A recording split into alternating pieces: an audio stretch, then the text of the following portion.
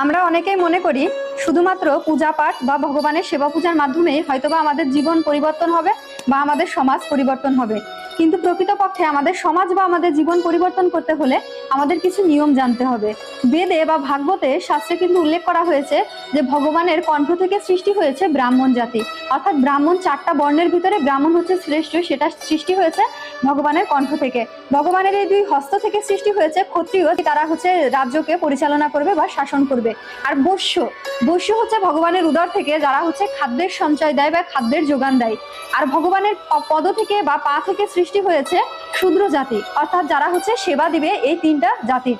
কিন্তু একটা কথা মাথায় রাখবেন, এই কলিযুগে কিন্তু জন্মগত আমরা সবাই শূদ্র, অর্থাৎ আপনি কর্ম অনুসারে বর্ণ প্রাপ্ত হবেন। ব্রাহ্মণের ঘরে জন্ম নিলে আপনি ব্রাহ্মণ হতে পারবেন না যদি আপনি ব্রাহ্মণের মতো কর্ম না করেন। আপনি ক্ষত্রিয়ের ঘরে জন্ম নিলে ক্ষত্রিয় নয় যদি আপনি ক্ষত্রিয়ের মতো কর্ম না করেন। সেরকম ভাবে কলিযুগে